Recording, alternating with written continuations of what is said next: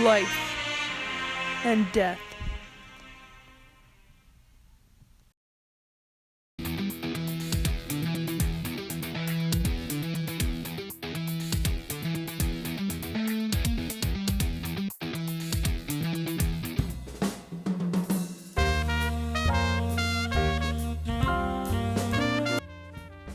Hi, and welcome back to our talk show, Anatomy Central. Today is going to be a great day. Today, we are here with all things uterus expert Sky Marchand. So tell me, why is the uterus the best organ? Uterus is the best organ because it simply does not care about if you live or die. It's more focused on the future of mankind. Without it, there would be nothing. I wouldn't be here, you wouldn't be here, this little pup wouldn't be here. Most of your organs, their main job is to keep you alive. Your brain, your lungs, they all work together to keep you going. But most of us could live without a uterus. Not only that, but humanity can continue if there are no babies being born. And a baby can't be born if there's no uteruses. Uteri? I don't know. Anyways, that's why I think the uterus is the coolest. Alright, thanks for being here, Sky. Thanks for having me. And thanks for letting me take my dogs on the show. Keep watching if you want to learn more about the uterus.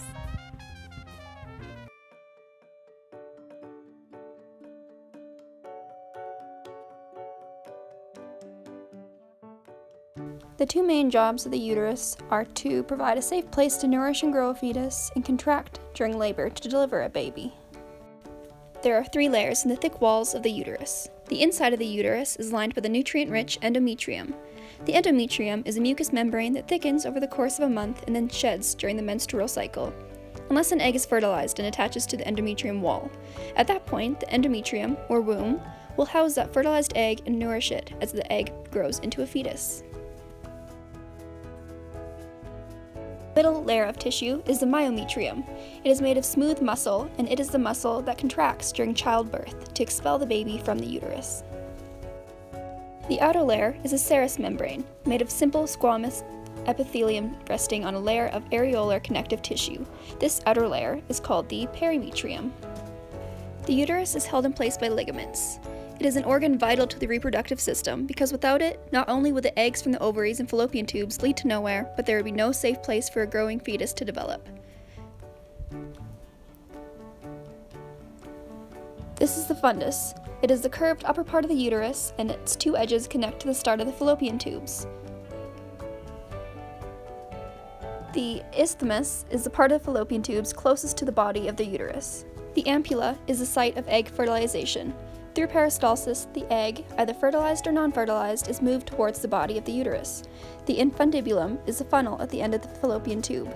These are not attached to the ovaries, but it has fimbriae that instead are projected over the ovary. The vagina is a muscular tube about 3 inches long at the bottom of the uterus. It is the main highway, if you will, with the sperm received during intercourse traveling up, and menstrual blood, and should one become pregnant, a baby traveling down and out.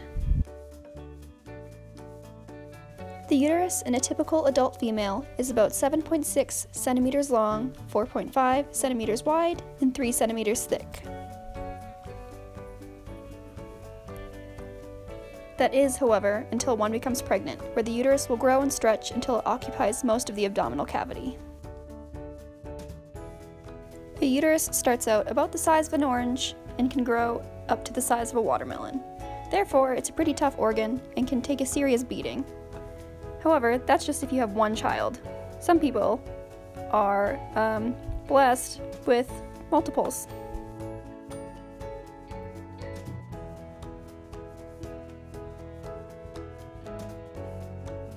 When a woman is carrying multiples, her uterus has to stretch even more. Meet my womb mates. We're triplets. The uterus has got to be pretty tough to be able to house one or more growing babies. Very few organs would be resilient enough to handle that kind of change in such a short period of time. That's a lot of stress in an organ. Sorry, Mom. Oh my. The reproductive system can have an impact on other systems as well. For example, the nervous system. The hormones produced in the reproductive system stimulate the pituitary gland and the hypothalamus. This stimulus can cause the start of the menstrual and ovarian cycle. The ovarian cycle is essential in the growth of a fertilized egg. Another system largely impacted by the reproductive system is the digestive system, especially when pregnant. For example, constipation from decreased intestinal mobility, an increase in metabolic rate and appetite, and heartburn due to the enlarged uterus pushing on the stomach are all common occurrences during pregnancy.